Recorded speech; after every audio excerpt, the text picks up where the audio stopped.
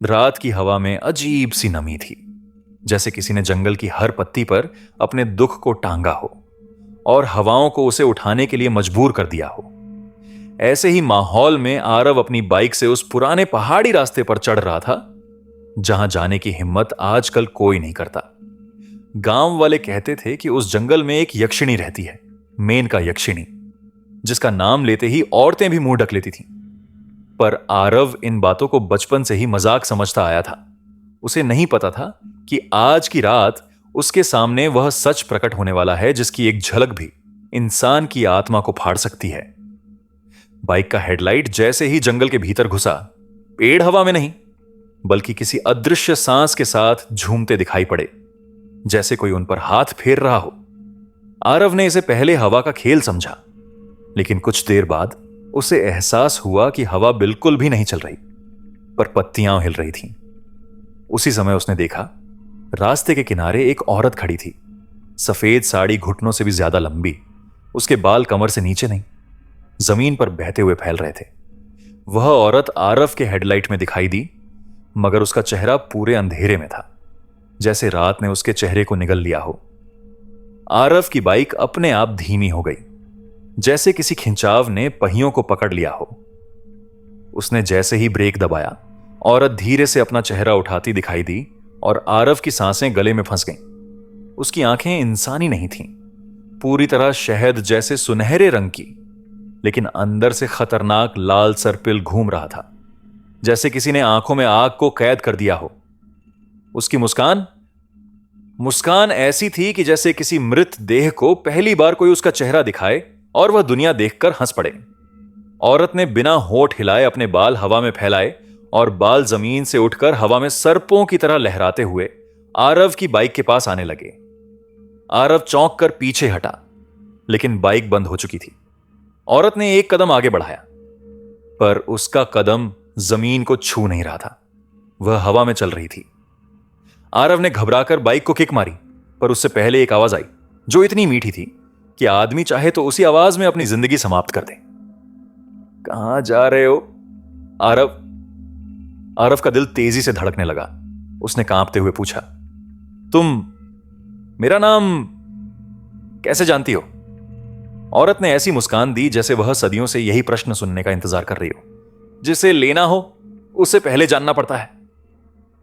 उसकी आवाज में ऐसा खिंचाव था कि आरव अनजाने में उसकी ओर 2 कदम बढ़ गया। तभी उसे एहसास हुआ कि उसके पैर खुद नहीं हिले, किसी अदृश्य शक्ति ने उसे अपनी तरफ खींचा था। औरत अब करीब थी, इतनी करीब कि उसकी सांसें आरव के चेहरे पर लगीं, लेकिन वह सांसें ठंडी नहीं बल्कि तप्त थीं, जैसे किसी दहकती भट्टी से आ रही हों। अचानक उसके बालों में लिपटी एक पत्ती आग की तरह जल उठी और आग उसके बालों पर नहीं लगी, हवा पर तैरती हुई बुझ गई, जैसे वह आग हवा में ही पैदा हुई हो और हवा में ही मर गई हो। आरव ने डरकर पीछे हटने की कोशिश की, लेकिन उसके पैर जड़ हो चुके थे। औरत ने अपने बालों की एक लट से उसकी ठोड़ी को हल्के से छुआ और उसी क्षण उसके पूरे शरीर में बिजली सी दौड़ गई। ऐसा लगा जैसे खून उबलने लगा हो। आंखें लाल होने लगीं, दिमाग में अजीब अजीब आवाजें सुनाई देने लगीं। किसी स्त्री की चीखें, किसी पुरुष की कराह, किसी बच्चे की आखिरी सांस, जैसे सदियों की मौतें उसके खून में घुस रही हों। औरत ने धीमे से कहा, मैं मेनका हूं, मेनका यक्षिणी, और तुम मेरे हो। उसकी मुस्कान अब इंसानी नहीं रही। उसके दांत नुकीले, लंबे और मोती जैसे चमकते थे, पर उनमें चमक सुंदरता की नहीं, भूख की थी। आरव की गर्दन पर उसके बालों की लटें लिपटने लगी। वे अब इंसानी बाल नहीं रहे थे, वे जैसे जीवित सांप हों जो धीरे धीरे उसकी गर्दन को जकड़ रहे थे। आरव की सांसें रुकने लगी, पर उसी समय जंगल में किसी ने बहुत जोर से मंत्र पढ़े। तेज हवाएं उठी, औरत की आंखें पल भर के लिए बुझने लगीं, जैसे कोई अदृश्य शक्ति उसे चुनौती दे रही हो। मेनका यक्षिणी पीछे हट गई, उसकी आंखें लाल होकर जल उठीं। उसने चीखा, फिर से आ गया वो, यह मेरा अधिकार है। और उसी क्षण कोई साधु जैसे आकृति पेड़ों के पीछे से प्रकट हुई। उसके हाथ में जलता हुआ त्रिशूल था, जो सामान्य आग नहीं बल्कि नीली प्रेत ज्योति थी। साधु ने आरव की ओर देखते हुए कमांडिंग आवाज में कहा, आंखें बंद करो, उसकी ओर मत देखना। आरव ने किसी तरह खुद को संभाला और आंखें बंद की, लेकिन उसके कानों में मेनका की आवाज गूंजती रही, मीठी, खतरनाक, पागल कर देने वाली। आरव, तुम मुझसे बच नहीं सकते। तुम मेरे चुने हुए हो। मैं तुम्हें ले जाऊंगी। फिर एक तेज चीख, हवा की गर्जना, पत्तियों के टूटने की आवाजें आई और फिर सब शांत। जैसे ही जंगल में सन्नाटा छाया, आरव ने महसूस किया कि उसके पैरों में फिर से जान लौट रही है। उसने धीरे धीरे अपनी आंखें खोली, पर सामने जो दृश्य था वह और भी डरावना था। वह साधु बिल्कुल स्थिर खड़ा था। उसकी नीली प्रेत ज्योति वाला त्रिशूल अब हवा में सीधा उठाया हुआ था, जैसे वह किसी अदृश्य शक्ति से लड़ रहा हो जिसे आरव नहीं देख पा रहा था। लेकिन अचानक हवा भारी होने लगी, जमीन धड़कने लगी और पेड़ एक साथ झुकने लगे, जैसे किसी अदृश्य दैत्य ने उन पर विशाल हाथ रख दिया हो। साधु ने गहरी आवाज में मंत्र पढ़ना शुरू किया, लेकिन उसकी आवाज कांप रही थी। यह साफ था कि मेनका यक्षिणी कोई साधारण प्राणी नहीं थी, बल्कि सदियों पुरानी पिशाचिनी शक्ति थी जो अपनी मर्यादा तोड़ चुकी थी। तभी आरव ने चारों ओर देखा। उसके ठीक पीछे की मिट्टी खुद ब खुद फटने लगी, दरारें फैलने लगीं। सूखी मिट्टी नीचे की ओर खींचती चली गई और एक काला गहरा गड्ढा बन गया। गड्ढे से अजीब सी गंध आने लगी, जैसे किसी पुराने शव की हड्डियां अब भी सड़ रही हों। उसी दरार से एक धीमी सी हंसी सुनाई दी, मीठी, स्त्री की, पर इतनी ठंडी कि हड्डियों तक सिहर जाएं। वह हंसी मेनका की थी। साधु चीखा, पीछे हटो, वह नीचे से आ रही है। लेकिन आरव पीछे नहीं हट पाया, जैसे किसी चुंबक ने उसके पैरों को उसी स्थान पर गाड़ दिया हो। दरारें एकदम से और चौड़ी हो गईं और गड्ढे से नीली लाल चमक उठने लगी। चमक इतनी अजीब थी जैसे धरती के अंदर कोई और ही दुनिया जल रही हो। और फिर एक हाथ बाहर आया, लंबी उंगलियां, नाखून जैसे सुई, त्वचा काली नहीं बल्कि राख जैसी, और उंगलियों के बीच धुआं निकल रहा था। हाथ बाहर आते ही हवा में घुली रोशनी बुझने लगी। मेनका यक्षिणी उभर रही थी। उसका चेहरा धुएं से बनता और फिर टूट जाता, जैसे किसी पटाक्षर की प्रतिछाया हो। बाल बिखरते और हवा में तेजी से घूमते, जैसे काली आंधी। साधु ने त्रिशूल उठाकर हवा में वार किया और तेज नीली लौ उठी, पर मेनका उस लौ से पीछे हटने के बजाय और करीब आ गई। तुम्हारे मंत्र अब पुराने पड़ चुके हैं साधु। उसकी आवाज धरती के भीतर से आती हुई महापाताल जैसी थी। वह धीरे धीरे अपनी धुंधली आकृति पूरी कर रही थी। उसकी आंखें इंसान की आंखें नहीं लगती थीं। वह दो गहरे रक्त कुंड जैसे गड्ढे थे जिनके भीतर लाल आग घूम रही थी। उसने अपनी उंगलियों से हवा को चीरते हुए आरव की ओर हाथ बढ़ाया और ऐसा लगा जैसे हवा में अदृश्य धागे बंधकर आरव के शरीर को उसकी तरफ खींच रहे हों। साधु ने चीखकर मंत्र बदला और इस बार नीली आग सीधे मेनका के चेहरे पर गिरी। अचानक काले धुएं का विस्फोट हुआ और मेनका कुछ क्षणों के लिए मिट्टी में घुलती सी दिखाई दी, लेकिन अगले ही पल वह साधु के सामने प्रकट हो गई। तुम हर बार मुझे रोकोगे, लेकिन मैं हर जन्म में किसी न किसी को चुन लूंगी। साधु पीछे हट गया। उसके चेहरे पर भय की लकीरें गहरी हो गईं। आरव ने पहली बार साधु की आंखों में डर देखा और वही डर उसके सीने में बर्फ की तरह उतर गया। मेनका धीरे धीरे आरव की तरफ बढ़ने लगी, जैसे वह किसी प्रिय को देखने आ रही हो। उसकी आवाज इतनी मोहक हो गई कि आरव को महसूस हुआ जैसे कोई उसके सिर पर उंगलियां फेर रहा हो। आरव, तुम मेरे हो। तुम्हारा रक्त, तुम्हारा शरीर, तुम्हारी आत्मा, सब मेरे लिए चुना गया है। और उसी क्षण उसकी आंखें तेज लाल होकर चमक उठीं और उसने अपने बाल हवा में फैलाते हुए आरव की गर्दन को छू लिया। आरव के शरीर में झटका लगा, उसकी आंखें धुंधली होने लगीं। उसके कानों में तेज गूंज उठी, हजारों औरतों की कराहती हुई आवाजें, जिनकी आत्माएं शायद अभी तक मुक्त नहीं हुई थीं। साधु ने त्रिशूल को जमीन पर मारा। धरती कांपी, हवा में नीली लपटें उठीं और मेनका थोड़ी दूर जा गिरी, लेकिन तुरंत धुएं में बदलकर फिर प्रकट हो गई। उसने गुस्से में चिल्लाकर कहा, उसे कोई नहीं ले सकता। वह मेरी परछाई है, मेरा अधूरा जन्म, मेरा चुना हुआ। उसकी चीख इतनी तेज थी कि आरव के कानों से खून बहने लगा। साधु ने एक आखिरी मंत्र पढ़ते हुए आरव की ओर छलांग लगाई और उसके माथे पर हाथ रखते हुए बोला, आंखें मत खोलना, किसी भी हाल में नहीं। आरव ने आंखें कसकर बंद कर लीं, लेकिन उसकी त्वचा में जलन लगने लगी, जैसे मेनका की उंगलियां उसके दिल तक पहुंचने की कोशिश कर रही हों। मेनका हवा में घूमती हुई आई और साधु पर झपट पड़ी। उसकी उंगलियां वो साधु के गले में ढंस गईं और एक पल में साधु जमीन पर गिर पड़ा। उसकी प्रेत ज्योति बुझ गई और जंगल का अंधेरा 2 गुना हो गया। अब मेनका बिल्कुल अकेली खड़ी थी। आरव के सामने उसकी आंखों में आग, उसकी मुस्कान में पागलपन, उसकी सांसों में भूख। उसने फुसफुसाया, अब कोई नहीं है, अब सिर्फ मैं हूं और तुम। उसने अपना हाथ आरव के गाल पर रखा। उसकी नाखून की नोक से खून की हल्की लकीर बहने लगी। मेनका ने उसी खून की एक बूंद अपनी उंगली से छुआ और उसके होंठों पर रख ली। उसकी आंखें लाल होकर जल उठीं।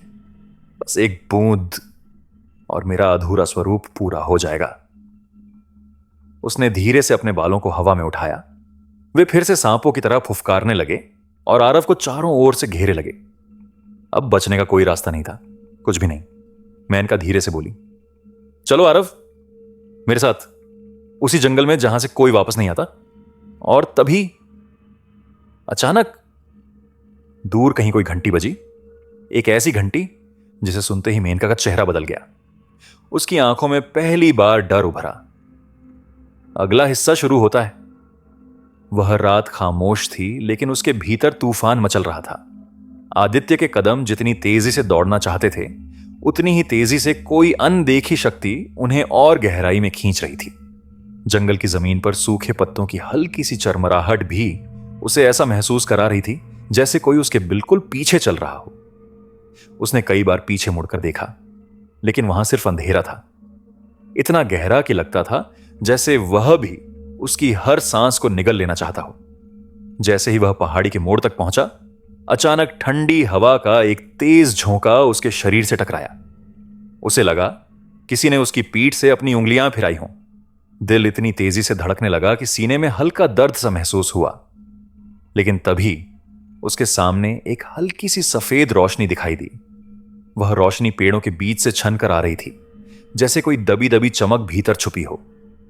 उत्सुकता और डर दोनों ने मिलकर उसे आगे बढ़ने पर मजबूर कर दिया। कुछ कदम और आगे जाने पर जो दृश्य उसके सामने था, उसने उसकी सांसें रोक दी। एक विशाल पत्थर की वेदी, जिसके आसपास हवा भारी हो चुकी थी। उस वेदी पर एक स्त्री खड़ी थी, उसी सफेद लाल घाघरे वाली स्त्री, उसी लंबी चोटियों वाली, उसी खामोश आंखों वाली। मेनका, वह यक्षिणी, लेकिन इस बार उसके चेहरे पर एक अलग ही पिघलती हुई मुस्कान थी, ऐसी जो किसी आत्मा को अपने भीतर हमेशा के लिए खींच लेने की ताकत रखती है। मैं जानती थी तुम आओगे। उसकी आवाज धीमी थी, लेकिन हर शब्द आदित्य के दिल में उतरता चला गया। तुम कौन हो और मुझे क्यों बुला रही हो? आदित्य ने कांपते हुए पूछा, हालांकि उसके पैरों ने एक कदम पीछे भी लेने से इनकार कर दिया, जैसे कोई अनदेखी डोर उसके पैरों को बांधे हुए थी। मेनका धीरे धीरे आगे बढ़ी।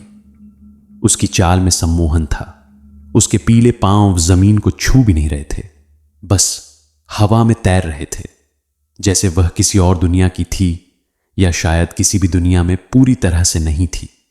मैं वह हूं जिसे तुमने अनजाने में पुकारा है, उसने फुसफुसाते हुए कहा, और अब मैं तुम्हें छोड़ नहीं सकती। आदित्य का दिल अचानक सहम गया। उसने पीछे हटने की कोशिश की, लेकिन उसके पैरों में जैसे पत्थर का वजन बंध गया। वह सिर्फ खड़ा रह गया, मेनका की आंखों में गहरे उतरता हुआ। मेनका उसके बिल्कुल करीब आ गई, इतनी करीब कि आदित्य उसकी सांसों की ठंडक महसूस कर सकता था। तुम्हारी आंखों में वही अकेलापन है जो मेरे श्राप में है, वह बोली, इसलिए तुम मेरे हो। उसकी उंगलियां आदित्य के चेहरे पर हल्के से रखीं, और वह स्पर्श इंसानी नहीं था। वह बर्फ जैसा था, चाकू जैसा था, लेकिन किसी तरह नशे जैसा भी था। मैं तुम्हें जाने नहीं दूंगी, मेनका ने फुसफुसाया। उसकी आवाज अब और भी गहरी और भी खतरनाक हो चुकी थी, क्योंकि सिर्फ तुम्हारे अंदर वह शक्ति है जो मेरे श्राप को तोड़ सकती है, लेकिन उसके बदले में तुम मुझे पाओगे पूरी तरह। आदित्य की सांस अटक गई। वह समझ ही नहीं पा रहा था कि यह सब एक सपना था या सच्चाई, लेकिन उसका शरीर उसी जगह जड़ हो चुका था। कौन सा श्राप? उसने हिम्मत करके पूछा। मेनका मुस्कुराई, एक खतरनाक रहस्यमयी मुस्कान। बहुत पुराना श्राप, जिसे तोड़ने के लिए 100 साल से मैं किसी की प्रतीक्षा कर रही हूं, उसने कहा। और आखिरकार तुम आ गए। तुम उस रक्त रेखा वाले हो जिसकी खोज मैं सदियों से कर रही थी। आदित्य का पूरा शरीर सिहर उठा। रक्त रेखा, उसका क्या संबंध हो सकता था किसी यक्षिणी से? लेकिन मुझे कुछ समझ नहीं आ रहा, वह बोला। उसके इतने कहने पर मेनका का चेहरा अचानक गंभीर हो गया। उसकी आंखें काले आसमान जैसी ठंडी, उदास और अंदर तक खाली दिखने लगीं। समझ जाओगे, वह बोली, क्योंकि इस जंगल में तुम्हारे आने का रास्ता तुमने नहीं, मेरे श्राप ने चुना है। उसने अपना हाथ आगे बढ़ाया। अगले ही पल जमीन कांप उठी। ठंडी हवा तूफान की तरह उसके चारों ओर घूमने लगी। पत्ते हवा में उड़े और एक गोलाकार घेरे में फैलते गए। आदित्य ने पहली बार महसूस किया कि शायद वह अब वापस जा नहीं सकेगा। मेरे साथ चलो, मेनका ने कहा। मैं तुम्हें वह दिखाऊंगी जो अब तुम्हारा भाग्य है। वह मुड़ी और हवा में तैरते हुए उस प्राचीन वेदी के पीछे की दिशा में जाने लगी। और आदित्य जैसे सम्मोहित उसके पीछे चल पड़ा। लेकिन जैसे ही उसने वेदी का दूसरा हिस्सा पार किया, दृश्य अचानक बदल गया। सामने एक पुरानी टूटी हुई हवेली, जिसकी खिड़कियां आधी जली हुई आधी टूटी हुई थीं, और उस हवेली के मुख्य दरवाजे पर किसी ने खून से बड़े बड़े अक्षरों में लिखा था, जो अंदर आया वह कभी वापस नहीं गया। आदित्य के कदम रुक गए, लेकिन मेनका बिना देखे आगे बढ़ गई। डरो मत, तुम्हें सिर्फ सच जानना है, उसने कहा। इस हवेली की कहानी तुमसे जुड़ी है, तुम सोच भी नहीं सकते कितनी गहराई से। आदित्य का दिल एक पल के लिए थम गया। मुझसे? लेकिन कैसे? मेनका धीरे धीरे उसकी तरफ मुड़ी। उसके चेहरे पर एक दर्द भरी मुस्कान थी, जैसे वह खुद भी इस सच्चाई से घायल हो। क्योंकि आदित्य, यह हवेली तुम्हारे ही खून से लिखी गई है। और यह सुनते ही आदित्य की दुनिया जैसे एक पल में पलट गई। अगला हिस्सा शुरू होता है। आदित्य के कानों में मेनका की यह बात गूंजती ही रही। यह हवेली तुम्हारे ही खून से लिखी गई है। उसका पूरा शरीर सुन्न पड़ गया। आवाज निकलनी तो दूर, उसकी सांसें तक अटक गईं। वह बिल्कुल पत्थर बनकर वहीं खड़ा रह गया। लेकिन मेनका की आंखों में अब जो चमक थी, वह साफ बता रही थी कि अब पीछे लौटने का कोई रास्ता नहीं बचा था। हवेली के दरवाजे अपने आप चर्र चर्र करती हुई आवाज के साथ धीरे धीरे खुलने लगे। कोई हाथ नहीं, कोई धक्का नहीं, बस मानो हवेली खुद उसके आने की प्रतीक्षा कर रही थी। अंदर से एक बदबूदार ठंडी हवा का झोंका निकला। ऐसा लगा जैसे अंदर किसी ने सदियों से सांस रोकर रखी हो और अब एक साथ छोड़ दी हो। मेनका ने बिना मुड़े उस अंधेरे में कदम रखा। आदित्य कुछ पल वहीं खड़ा कांपता रहा। उसके भीतर दो आवाजें चल रही थीं। एक कह रही थी, भाग जा, अभी भी वक्त है। दूसरी कह रही थी, तू जानना चाहता है ना, अब रुक मत। और आखिरकार जिज्ञासा उसके डर पर भारी पड़ गई। वह हवेली के अंदर चला गया। अंदर कदम रखते ही एक अजीब सी सरसराहट उसके कानों से टकराई, जैसे कमरे की हर दीवार फुसफुसा रही हो। आ गया, आ गया, 100 साल बाद फिर से आ गया। आदित्य का दिल डर से पागल की तरह धड़कने लगा। हवेली के भीतर बिल्कुल अंधेरा नहीं था। दीवारों पर लटके पुराने दियों में धीमी रोशनी टिमटिमा रही थी, लेकिन हर दिए की लौ अजीब तरह से कांप रही थी, जैसे वह भी इस माहौल से डरी हुई हो। मेनका अभी भी आगे बढ़ रही थी। उसकी पीठ आदित्य को दिखाई दे रही थी। लंबी चोटियां, सफेद लाल घाघरा और हवा में तैरता सा शरीर, जैसे किसी दूसरी दुनिया की परछाई इंसानी दुनिया में उतर आई हो। कुछ दूरी चलने के बाद वह एक बड़े हाल के सामने रुक गई। उसने आदित्य की तरफ मुड़कर कहा, यहीं से तुम्हारी कहानी शुरू हुई थी। आदित्य घबरा गया। मेरी कहानी? लेकिन मेरा तो इस जगह से कभी कोई संबंध नहीं रहा। मेनका हल्की मुस्कान के साथ आगे बढ़ी। हर श्राप एक कहानी से शुरू होता है, और तुम्हारी कहानी एक जन्म से शुरू हुई थी जिसे तुमने कभी जाना ही नहीं। ये कहते ही उसने दीवार पर हाथ रखा, और अचानक दीवार पर जैसे कोई पुरानी तस्वीर उभर आई। एक काले सफेद चित्र जैसा, जिसमें एक आदमी खड़ा था, करीब 30 साल का, और उसके चेहरे से कुछ आदित्य जैसा मिलता जुलता था। आदित्य ने ध्यान से देखा। उसका दिल जोर से उछल पड़ा। ये कौन है? उसकी आवाज कांपी। मेनका ने धीमी भारी आवाज में कहा, ये तुम्हारे परदादा वीराराम यही थे जिनकी वजह से यह हवेली शापित हुई, और मैं भी इसी श्राप में बंध गई। आदित्य की सांस एक पल के लिए रुक गई। मेरे परदादा? लेकिन उन्होंने क्या किया? मेनका का चेहरा अचानक दर्द से भर गया। फिर धीरे धीरे वह दर्द क्रोध में बदलने लगा। उन्होंने मुझे छल्ला था। उसकी आवाज गूंज उठी, ठंडी, भारी और हर शब्द में विष भरा हुआ। तुम्हारे परदादा ने मुझे प्रेम का वचन दिया था, मेरी शक्ति चाही, मेरा सौंदर्य चाहा, पर जब समय आया कि वह मेरे साथ रहें, उन्होंने मुझे धोखा दिया। आदित्य स्तब्ध रह गया। मेनका आगे बोली, एक यक्षिणी का हृदय तोड़ना, उसका मजाक उड़ाना, उसके प्रेम को छलना, उसका परिणाम होता है शाप। अचानक हवेली की दीवारें कांपने लगीं, दियों की लौ तेजी से डगमगाने लगी। उस रात मैंने रोते हुए उससे विनती की थी। मेनका की आंखें अब अंधेरे की तरह गहरी हो चुकी थीं, पर उसने मुझे धक्का देकर इस हवेली के भीतर बंद कर दिया और बाहर जाकर लोगों से कहा कि मैं एक दुष्ट आत्मा हूं, कि मैं मनुष्यों का रक्त पीती हूं, कि मैं उसके परिवार को नष्ट करना चाहती हूं। आदित्य के पैरों से जैसे जमीन खिसक गई। पर उसने तुमसे ऐसा क्यों कहा? उसकी आवाज सिकुड़ती जा रही थी। मेनका मुस्कुराई, एक बेहद खतरनाक मुस्कान, क्योंकि वह चाहता था कि मैं खत्म हो जाऊं, पर मैं खत्म नहीं हुई। मैं शापित हो गई, और शाप हमेशा रक्त रेखा से बंधा रहता है। आदित्य अवाक। मेनका उसके बिल्कुल नजदीक आकर बोली, तुम्हारी रगों में उसी का खून है, इसलिए अब तुम्हारे बिना मेरा श्राप टूट नहीं सकता। उसने अपना हाथ आगे बढ़ाया। अगले ही क्षण हवेली की जमीन से काले धुएं का एक विशाल घेरा उठने लगा। कमरा घूमने लगा, दीवारें हिलने लगीं, खिड़कियां अपने आप बंद हो गईं। हर दिशा से फुसफुसाहटें आने लगीं। रक्त, रक्त, रक्त, वचन, वचन, वचन, शाप, शाप, शाप। आदित्य की धड़कनें इतनी तेज हो गईं कि उसे लगा जैसे अभी सीना फट जाएगा। अब तुम मेरे हो, आदित्य। मेनका की धीमी फुसफुसाहट उसके कानों में उतरी। और जब तक तुम मेरा श्राप नहीं तोड़ोगे, तुम यहां से जिंदा बाहर नहीं जा पाओगे। उसने अपनी उंगलियां आदित्य की गर्दन पर रखी, इतनी ठंडी कि उसकी सांस थम गई। और अचानक हवेली की सबसे ऊपरी मंजिल से एक भयानक चीख गूंजी। चीख इतनी तीखी, इतनी दर्दनाक कि आदित्य ने अपने कान बंद कर लिए।